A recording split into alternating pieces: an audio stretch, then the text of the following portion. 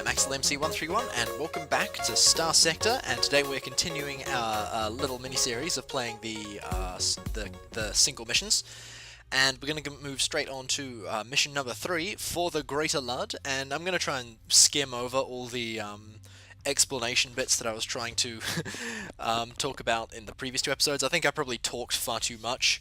Like, there probably about 40% of it was actual gameplay, and the rest of it was me trying to explain what I was doing, which is probably not a bad thing, but I'm sure that a lot of people are getting bored with it. But I'm sure you understand the basics of it by now. So, what I will be doing today, however, is playing this mission, but I'm also going to be refitting these ships, and actually using something other than the stock variants. I've completed this mission before. I've got 85% there. With the stock variants, I believe. In fact, I think very few of these missions I've actually done and tried out with different variants. I've used a couple of missions just to muck around with different ships for testing purposes, but I don't think I've ever actually properly played any of the missions with reconfigured ships, with non-stock variants. So what I mean by that is that I've actually got a bunch of variants here. I said I would try not to do this, but I'm doing it anyway. I said there's a bunch of variants here that you have for each ship, so this is a balanced variant, and then I could go to, say, an elite variant, which has got slightly different weapons set out, and the tutorial variant, the old hammerhead variant. Yes, I'm sure we're all familiar with that. But I'm going to mess around with those and see if I can find some stuff that more fits my purpose and also fits the mission. But we'll do that momentarily. So first of all, here is the mission. Now, if you remember from the last episode, this one actually carries on story-wise from the previous one, from Turning the Tables, where the ISS Black Star and the Hamatsu were jumped, basically, by the Luddic Path, some Luddic Path raiders, and managed to fight them off, but we basically went into a, if we make it out of this alive, you might just be able to track down who it was that tipped off the path. This is the follow-up. So, for the Greater Ludd, everyone has their price. The effort to track down the leader of the Luddic Path cell operating in the Corvus Magic Esconia volume turned into fruitless weeks of bribing minor diktat officials for dead ends and strong-arming know-nothing low-life black market contacts. Then, out of nowhere, in low orbit around Nausea, came a transmission from the captain of the ISS Black Star from one Brother Cotton, a humble traveller on the path of Ludd. A meeting was arranged. The price was right. The ISS Black Star finds itself aligned with a former enemy. Such is the life of a mercenary captain. A wealthy one, anyway. The Path has learned that the ESS Praxis is transporting a prominent researcher from the League world of Galatia Prime to a secret rendezvous where his contract will be sold to a Tritachyon executive. The Path cannot pass this opportunity to strike a blow against Mammon. I don't know what Mammon is, but I assume it's something religious related. Excuse me.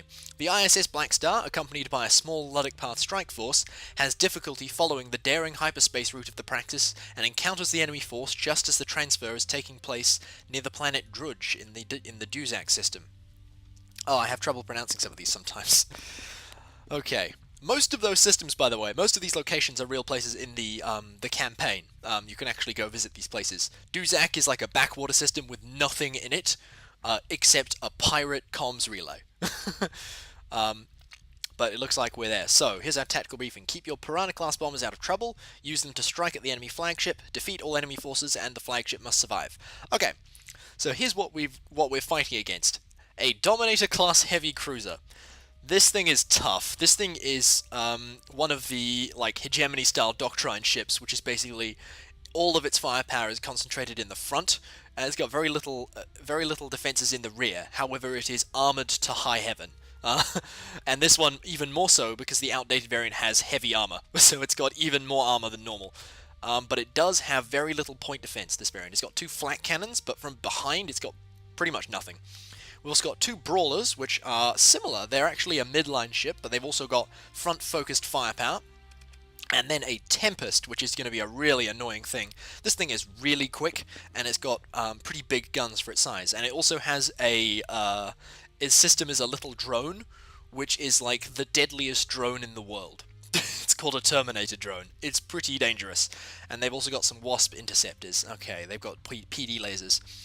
Meanwhile, on our side, the Black Star, of course, as we met in the previous episode, the Hammerhead class destroyer. We've also got a Condor carrier of our own, 2 Hounds, 3 Piranha bomb wings, a Broadsword heavy fighter wing, and a Talon interceptor wing. So, when it comes down to it, what we've actually got is sort of the short end of the stick.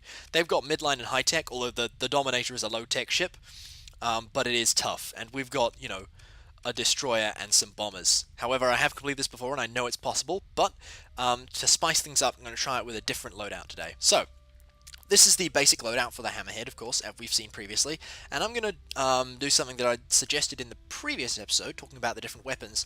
And this is going to be me trying to get a little bit further distance, so I'm going to swap out these heavy machine guns. Let me just strip this, actually. There we go. So I'm going to start from scratch. I'm going to put heavy maulers at the front, so this is now long-range, slow-firing, high-explosive weapons. I also want railguns.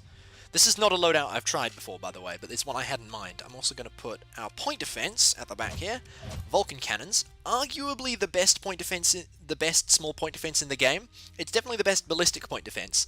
Burst PD lasers are probably better, like, in terms of point defense in general, but they're a lot more expensive. And then I kind of want Atropos torpedoes, although they are expensive, but I think we'll try it. We'll try it with Atropos torpedoes. And there was one other thing. What was it? I think it was auxiliary thrusters, but I think... Oh no, I changed it to ITU, Integrated Targeting Unit. This increases weapon range, and everything else goes in vents. This is probably a stupid idea, because I've got really expensive weapons and not a lot of system, but we'll try this.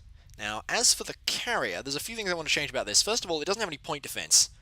These are autocannons. They are anti-shield. They are not point defense. So I'm going to put Vulcan cannons there as well. We do not need expanded missile racks. This has infinite ammo. Go away. However, I will replace you for the ECCM package, which basically improves missile tracking. And these are Salamander missiles again, and so these are going to be trying to knock out people's engines. The Hounds, I want to try something experimental. I want to take this light dual machine gun, put a Vulcan cannon there, and instead of the assault chain gun main weapon, I'm going to change that for a hypervelocity driver, which is long-range kinetic. Hopefully this will encourage the Hounds to sit back out of range of things, because the assault chain gun is very short range. The hypervelocity driver is 1,000 range, which is much, much longer. And it'll encourage them to sit back a little bit. So let's just, yeah, we'll do that here as well. Down, down. Whoops. And Vulcan and HPD. Okay. So I'm going to experiment with that. Let's see how well this goes. And if it doesn't work so well, then I'll try something else. But here we go. Play mission. Everyone out. Okay, so here is the battlefield for here, and I'm going to do a little bit more ordering around. We've got 8 command points to play with, to start with. I want the carrier to go there. For some reason, the Condor won't listen to me, so I'm going to tell you to go over there. And I'm going to rally a task force here. I don't actually need to do this. I can just go Piranha Bomber Wings. All of you go there. Just wait there. And then I want you to escort me, and you to go there. And you can do whatever you want. Okay, let's see how this goes. Ow! Asteroid, go away. So, my range is much improved over the previous game. Not only do I have 1,000 range default weapons with the heavy maulers, but they've also got a 20% range bonus thanks to the ITU. And we've also got railguns, which are kinetic damage. There we go. And they've also got pretty long range. And then Atropos torpedoes are arguably some of the best torpedoes in the game. They're short range and guided, but they do a lot of damage. And I've got 4 of them in total. So this should be interesting. Sadly, Atropos torpedoes, which are one of my favorite weapons in the game, they are the most expensive, like, missile mount at their size. Oh, and the Praxis is on the field. I'm actually going to give an avoid order to start with, so try and keep my ships alive while we capture some points. I like to try and get its escort out of the way, but that can be difficult. Although, what are the Wasps doing?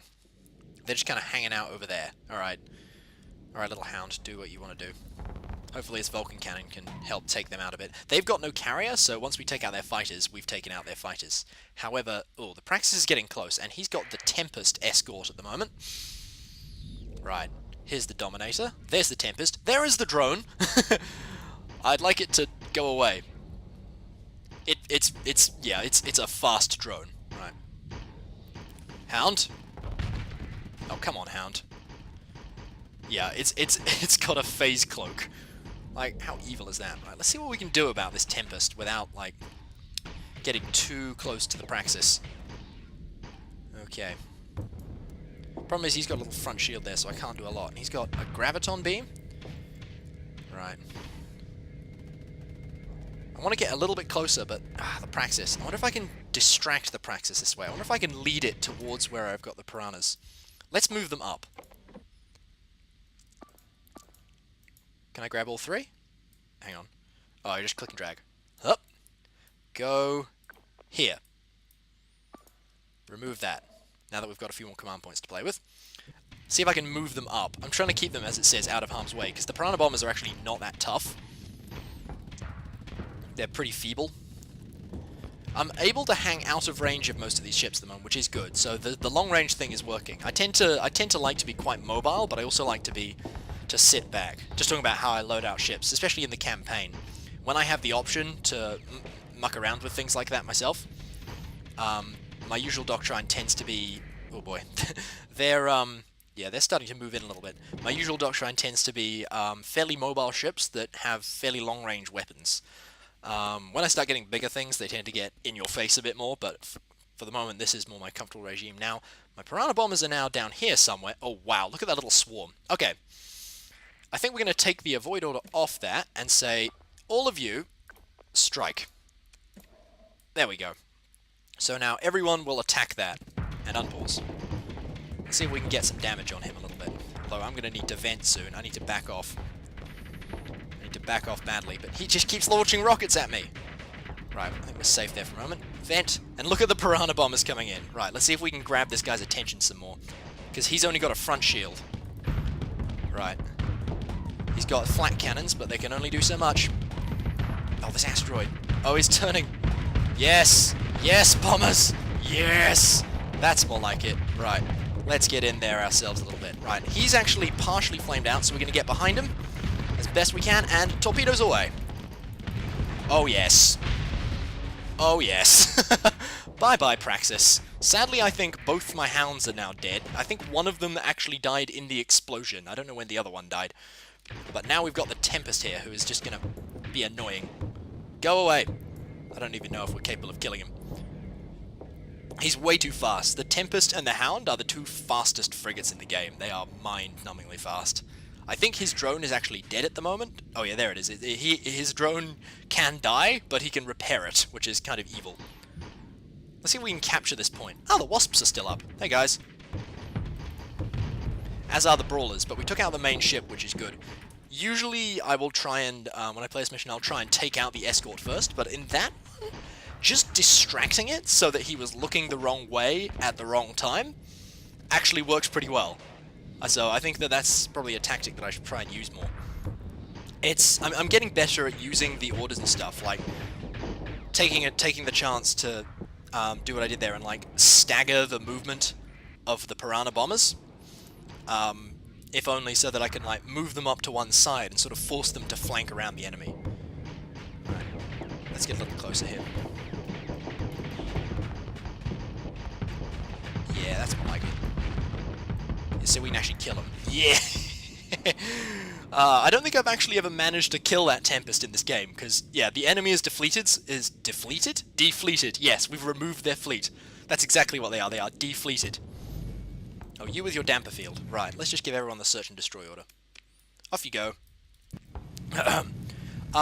Because the Tempest is so fast, usually when I complete this game, I'll be taking out the Brawlers, or like singling the Praxis out, and destroying it, and then the game's over. Oh, he's about to hit by bombs. Bye-bye. Right, let's see if we can catch the other one, who's being annoyed to all hell by all my fighters. Look at the fighters go. My goodness. And we've got both nav boys at the moment, so we're super, super fast. Yeah, you can't escape. The Brawler is not a fast ship. Let's get in there with the Maulers. Bang. Bang. Bang. Damper field down. Bang. Bang. Evil. Evil. Is that it? Is that everything? Oh, hell yes. I didn't beat my highest score, but that is good enough for me. And I think probably because I lost both the Hounds. That was good. But yeah, most of the time, by the time we get the enemy fleet is defeated, the Tempest will immediately flee. And it's so quick that nothing can catch it. Like, I think top speed is 180? Yeah, 180 flat, and that's the same as the Hound. So I think that's a milestone for myself. I'm comfortable with that. So there we go. Mucking up with some loadouts, and it works. You know what? That worked. It's not very flux efficient, definitely not. I can only fire for a certain amount of time before I get too much flux, because these are quite... The maulers aren't so much, but it's the fact that I'm shooting things from earlier on, and I actually don't have much OP for vents and capacitors, so my flux handling is pretty limited because I've got expensive weapons, but it's the trade-off you make. It's the trade-off you make. They seem to work. I didn't really see him in action very much, but they seemed to survive longer than the hounds usually do. And I think that's because I gave them a longer range weapon, so the AI will try and keep them back at a longer range. I'm not entirely sure how it works, but I'm pretty sure that's what it tries to do. It'll try and, without like an officer or something on board, it'll try to match its tactics to what weapons you've given it. But there we go. That's for the Greater Ludd. Mission complete. Sadly didn't beat the high score, but almost did. Almost did. 78% is good enough for me. So that's it for today. So next week, I don't know. Next time we'll go on to the Wolf Pack. This is a fun one because you are basically mercenary raiders with some seriously high-tech ships of your own, trying to chase down a mercantile convoy and destroy as many of their freighters as you can before they escape. So it's sort of fun. It's sort of fun. I like it. I like it a lot. You also get you get a Medusa with antimatter blasters and stuff, which is a fun ship to use, and broken wolves. I still don't know why this is, but it's got broken wolves. So there you go. Maybe this needs to be attended to, but we'll deal with it for the moment. But anyway, that's all I have for you guys today. So if you enjoyed, if you liked, then please leave a like. And if you want to see more, then subscribe and stay tuned. And direct all thoughts, questions, and feedback to the comments below. And once again, the relevant links to the Fractal Softworks page where you can get Starsector will be in the description below. And yeah, that's it from me. So guys, thank you very much for watching. I've been AxelMC131, and I'll see you next time.